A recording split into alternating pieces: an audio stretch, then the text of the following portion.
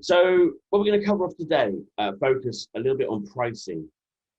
Now, just to bring everyone sort of, back up to speed, the whole thing around is we want people to be entrepreneurially thinking. We want you to create business models that are diversified and better protected against the recession and the upcoming market changes. We want you to be much more clearly differentiated, so able to stand out in a crowded marketplace and make yourselves a little bit more resilient to competition. And then the final part of all of this is to establish pricing above the market average. It's absolutely key that you do that. I've said many times before that I believe that the market in the UK is underpriced, and it's a process that we're going to have to take individual responsibility for over the next couple of years to gradually increase your pricing.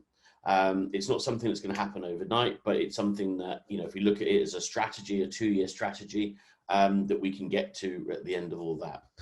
So we will get started. So just bear with me 1 second while I share my screen, and we will get started. Cool. So hopefully you can all see that. So welcome to Fourth Era webinar 6, I think this one is, where we're going to start to really dig into some of the pricing strategies, but also a bit of a recap on where we are and what we've covered so far.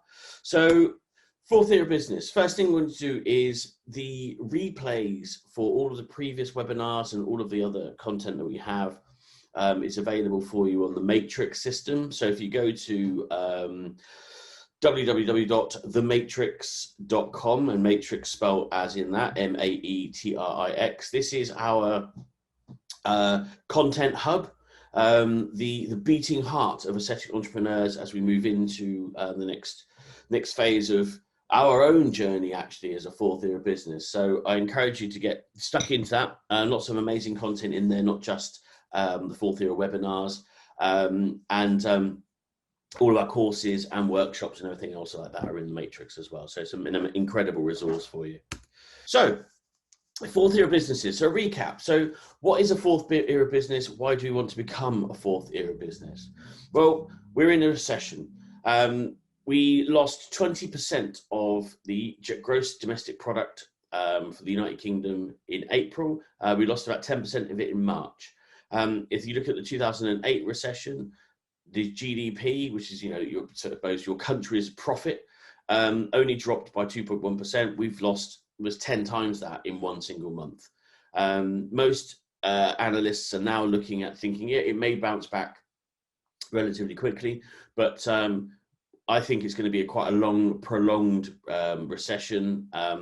However, you're in a market that's generally quite resilient to this kind of thing. So what we want to do in a fourth era business is protecting ourselves against the impact of this. This is what this game is all about. And we've got about 5 to 6 months of hard graft, but then after that, after every recession for the last 100 years, you have 10 years of uninterrupted growth. So we want to get you in a position to protect yourselves against this, but then also benefit from the increasing economy on the other side. The lockdown created this fourth era. So if you break the ascetic market down into eras from 1996 till now, we've got 4 distinct sections: Botox, energy, skin, and at home. So Botox era was the first one, the emergence of injectables as treatment options for anti-aging. There were some lasers, there was some skin, but Botox was the king. It was a great period of economic growth between 1996 and 2006. Things changed, obviously they do.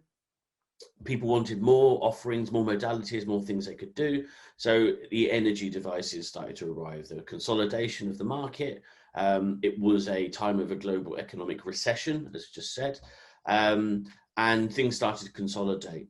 Again, another 10-year kind of era, 10-year trend, and we moved into skin. So we're now adding skin treatments and skin first as a concept and a philosophy onto our Botox and energy businesses.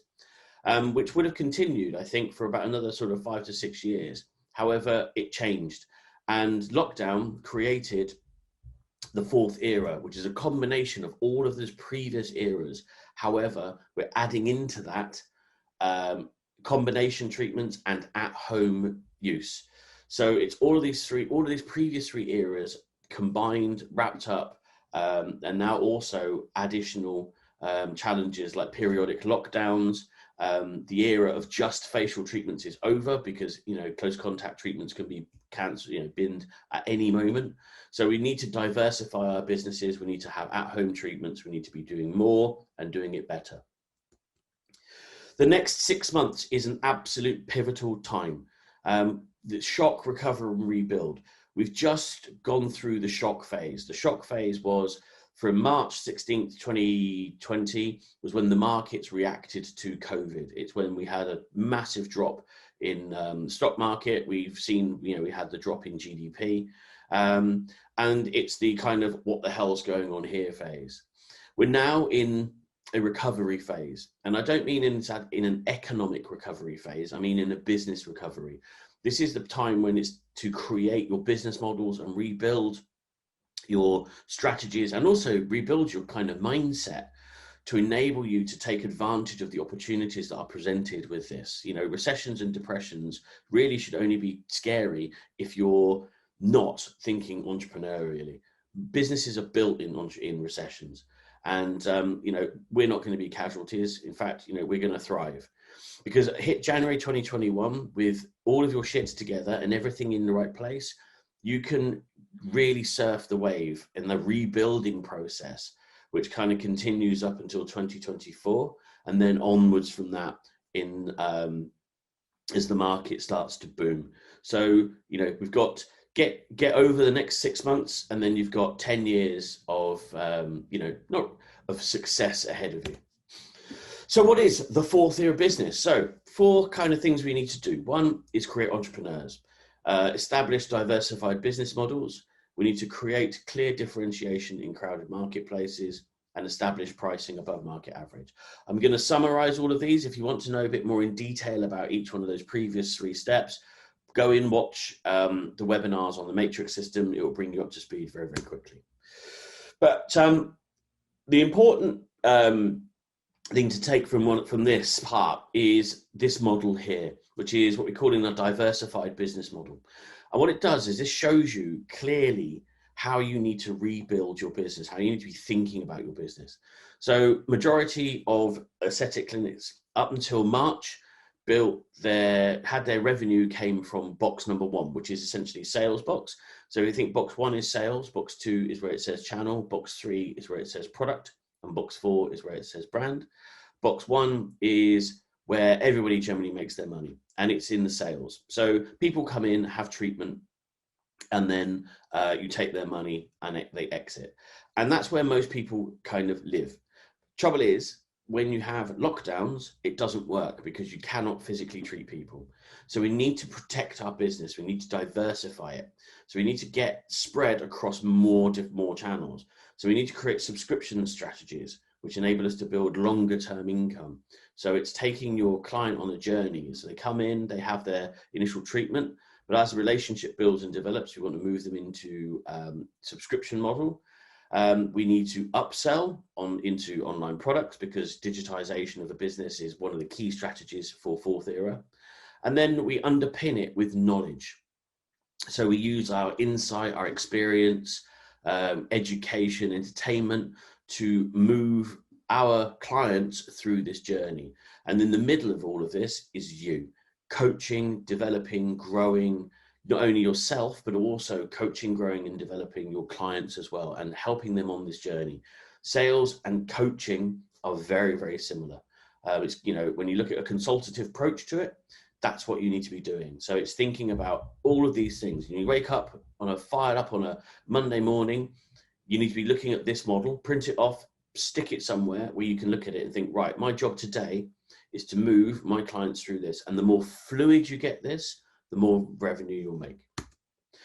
So that is what we call as a process of a reimagineering, of reimagination, and then engineering that into your business. It's an incredibly creative process because it varies from person to person, your own unique approach, your own unique style, your own unique messaging.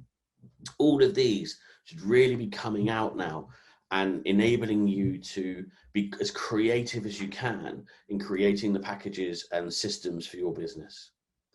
So differentiation is about standing out in a crowded marketplace. So differentiation tactics take up different types, but generally there are 5 different types. There's price, product, skills, environment, and perception. So go back to the previous webinars and we'd dig into a lot more detail in all of this. But what we need to do is help you to understand these different types of differentiation, but also not worry too much about them in a sense, because perception is key. Price differentiation, product, skills, environment, you can change those with messaging. But the key one is about perception, and perceived differentiation is one of the key things. So creating your differentiators is about addressing these different objections. So people who say they're cheaper than you, or that they use more product, or that they're better, or that their clinic's nicer, or that their friends had a better result, none of that really matters, because it's about how you communicate to the market. Someone's cheaper than you, that's price differentiation. They use more product or a different product, that's product differentiation. They're better than you, it's perception. Their clinic's nicer than yours, is perception. And my friend had a better result there, is perception. All of these, the differentiation that you need to be working on is about you and how you're perceived in the market. So we're going to take the step into pricing. So establishing your pricing above the market average. Now, the simple question is, well, how do we do that? As I've said to you before, I think that the pricing in the UK is very, very low. If you go to the United States, my mum lives in Houston. She has a cosmetic dermatologist. And when she goes to see the cosmetic dermatologist, she's not walking out of there having spent anything shy of $1,000. And she knows this.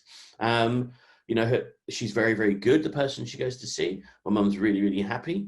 But she knows that she goes in there and spends some money.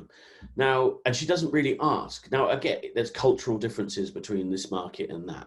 However, one of the things that kind of irritates me massively is how we've abdicated the responsibility for value in the aesthetics market in the UK.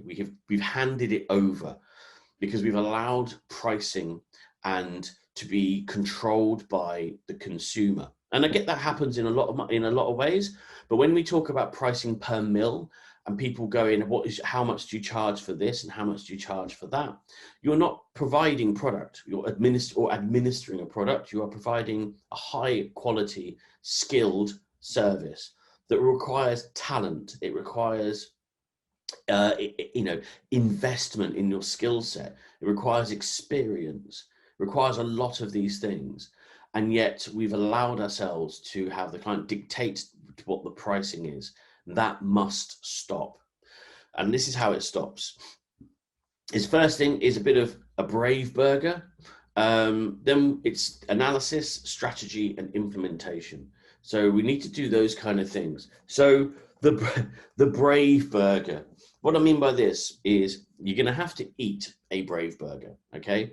Pricing is a mindset issue, not necessarily just a business technical issue. It's a mindset issue as well. And fear plays a huge part in it. And it's fear of loss.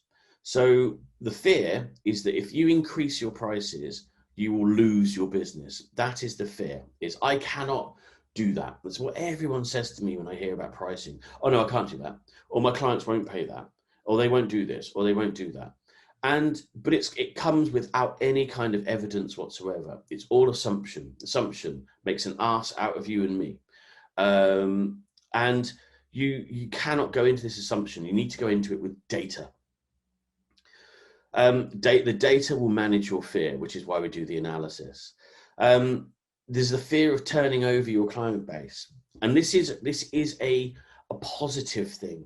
You must turn over your client bases, because if you don't, you're never going to grow. And we did this very recently, actually, with our accelerators, where we put our prices up, and we did it in a way that was, fair, We signaled it well ahead of time. We told people that this is what was going to happen, that we were adding value, and I'll come on to that in a minute, about adding value to what we were doing. We poured the value in, and then we increased our price. We lost some, of course we do, but we actually maintained about 80% of our clients. And the 80% that stayed were better, were focused, committed, engaged. We had better clients. And the reason we had that is because of the way that we structured the pricing. You put your pricing up, you get a different type of person. If you want to attract cheap people, be cheap. That is one of the facts of life. And you need to add value to your brand and add cachet to your brand. Bit of homework for you if you're listening to this. There was a really good documentary on Tiffany on Channel 5. And I'm sure you'll be able to catch it up. But if you go and just do a quick search on Tiffany brand, there's a documentary that comes up. It was really interesting. Lots of branding lessons in there. But essentially, one of the key things was about perception, perceived differentiation, and about how they've increased their pricing over time to add a level of differentiation into their branding. They've created added value with a unique color and bows, and the way that they approach their business. I absolutely highly recommend you go and watch it. It's a really good documentary because it talks about adding value, not discounting. We don't discount. We add value. It's really important that you remember that. So this is your Brave Burger, okay? So take it, swallow it. This is, you're going to have to do it. That bolt of fear, when you think about increasing your price, get used to it because it's going to come over and over and over again. But as I said, you've got to increase it, and we do it in stages. So analysis then. So we need to apply some thought to this pricing increase, a thought to how it works. And we need to look at it in terms of our business model. So if we go back to our differentiated pricing model, so we're talking short-term income, which is sales, long-term income, which is subscriptions, and then upsell and knowledge. Now, it lays out exactly the same way as this. So this is what's called an ascending transaction model. So essentially, this is the client journey that you guys go on, laid out in a slightly different way. Now, every single one of my clients, we go through this, and we go through this repeatedly. And the reason is because it's the cornerstone of the business. It's the fundamental strategy that underpins it all. And it starts with gifts. And gifts, for me, think about gifts as content. So education, honesty, insight, experience. We give those away. What it does is it helps our clients understand who we are. It helps our clients understand what we can do, helps our clients understand what value that we can add. And we focus quite heavily on this because the gifts is what kind of gives you your engaged clients. So let's look at education, for example. So when we go back to knowledge, the knowledge part of let me just go back and show you that. So when we're at this part here, the knowledge part of our ascending transaction model is brand. So I should probably put those a bit closer together, shouldn't I?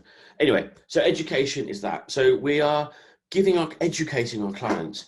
Now, what I want you to do, listen to this, write down, just as you're going through this, don't just absorb this. I want you to get into underneath this and start to use these webinars to drive things forward. So get your pen and paper ready. I want you to write 3 things that you could educate your clients on.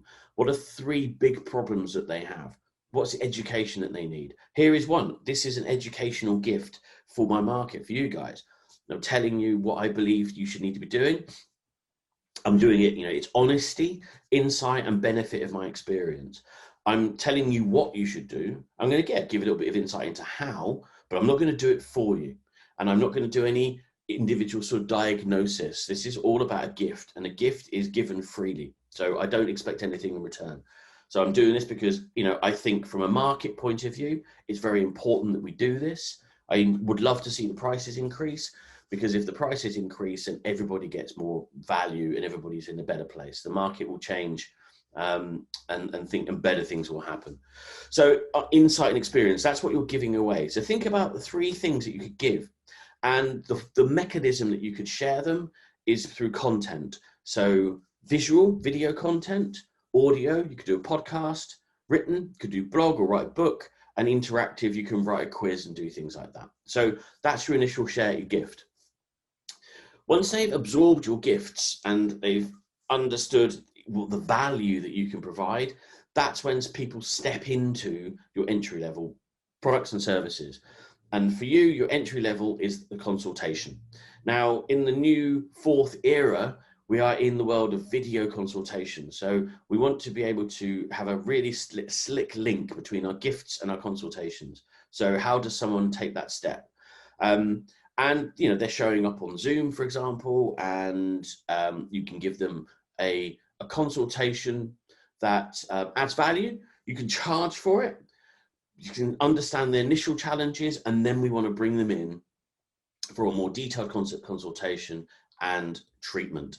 So the link between entry level and bread and butter.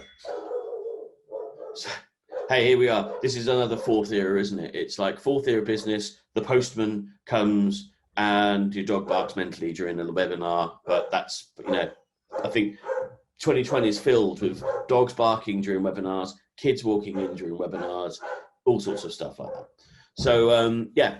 So anyway, so we move into your bread and butter treatment. So think about this as your short term, your initial treatments.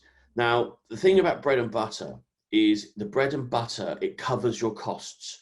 It's not profit. It's just going to cover your costs. And when people have had enough of your core treatments, that's the point at upsell. And it's upsell that gives you your profit. It's important that you remember that. So as part of the fourth era journey, what we are looking to achieve is a subscription revenue base that pays your bills. So whenever the first of the month, or whenever you set your subscriptions from, the first of the month arrives, your bills are paid. Because then after that, everything else that happens is pure profit. Okay, let me go back and just reinforce that, because it's important that you understand this. Your gifts give you brand awareness and engagement with a client base. Your entry level delivers value. They can see what you can do. Bang, got it, come in. Bread and butter is like your short-term income. And then from the short term, you bring them into a subscription-based model. And then from that, you can upsell. So the upsell is your profitability. So gifts, entry level, bread and butter, upsell. Very important thing to remember. Now, when it comes to pricing, this is the equation that you need to remember. Value is equal to price over experience. So when we value something, when we place a value on it, we are mentally, subconsciously doing this calculation. Is the price I'm paying equal to or greater than the experience I'm receiving, or experience / quality? So when we think that something does not give us value for money, well, obviously the price, we believe, is over the experience or quality. We are not getting value. Whereas if we believe that we're getting value for money, the experience or quality is greater than the price that we paid, or equal to the price that we paid. That is what we call, that's value for money, right? Now, if this equation is true, and it is true, because it's fundamental marketing strategy, this one, and it is true, then why do we focus on price? You should be focusing on experience, because if you add experience and quality, then the price has to increase as a result. It must be in balance. So if the price is too high and doesn't give over experience, we don't have value for money. If the experience or quality is too high, then the pricing is seen as being too cheap. I believe that whoever is listening to this, that is the way that your business is structured, is that your experience and quality has overbalanced on price. So you need to bring it back into an equilibrium. And that's what we do. If you add a value and add your experience, then the price has to increase to balance it all out. You know, if your price goes up, then you need to add value to balance it out. I hope that all makes sense to you. But that is what we need to be achieving. So that's the game. This is where our focus is. And that is essentially is your fourth era business. When you look and you go back on all these kind of things, is you look at what it is that you need to achieve. You know, we're creating entrepreneurs, we're establishing diversified business models. We are, you know, creating clear differentiation in the market to enable us to stand out. And we have pricing that is above the market average. When you have that, that is when you've created this diversified business model. And this is a business model that will generate revenue, not generate revenue on the short term. It will generate revenue on the long term. It'll also add value to your business. So we're looking at the other time is equity. So having an online retail business that generates revenue while you're asleep adds equity and revenue. And having a marketing platform that generates, puts knowledge out, enables your brand to be amplified, also adds equity to your business. So all of these things are combined and connected, and that is what a fourth era business is, and that is how a fourth era business works. Now, I'm sure that you can see that if you get that business model to this point in January 2021, you are going to be in a position to accelerate ahead of the market. At the moment, there are a lot of businesses still wondering what the hell happened. They're still spiraling. They didn't communicate during furlough. They didn't communicate to their clients during lockdown. They abdicated responsibility. They furloughed their staff and then found themselves in a position where they couldn't actually actively market themselves. We had clients who grew their business during lockdown. We had clients who doubled the size of their business in lockdown. So, you know, don't tell me that this model doesn't work. I know this model works because it is working right now. So there we go. So just to quickly summarize then from the pricing point of view, what we need you to do is be a little bit brave. Okay. So you need to swallow a bit of a brave burger. You need to get over the fear of the price increase. You will lose clients. But you're supposed to lose clients. You want to lose clients, because the clients who go are the ones who are a pain in the ass, and they are the ones who don't value you, don't value your skills, don't value your talent. They don't value you now, so they're going to value you even less in the future when your price goes up.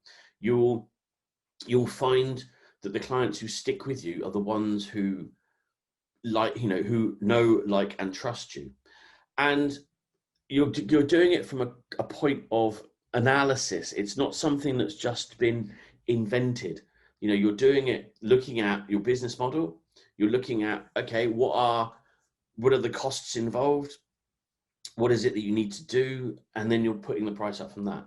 If you looked at your pricing and you put all of it across, the whole pricing, and you put it all up by £10, just a tenner, what would the impact be on your bottom line? If you're listening to this, write that down. Go and do some maths. What would the impact be on your bottom line of just a £10 increase on all of your treatments? Be interested to know what that would be.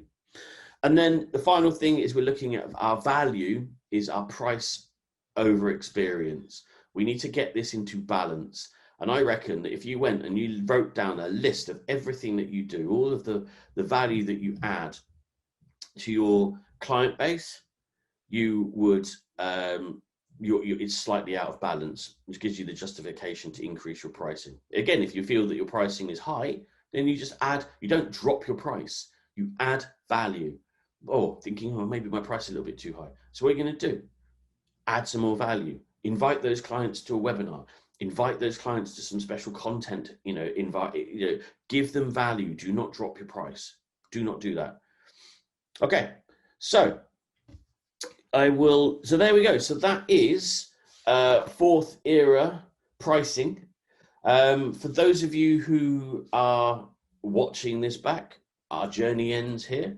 Thank you very much for listening. Drop into Matrix, make sure that you absorb some of the other content that we've got.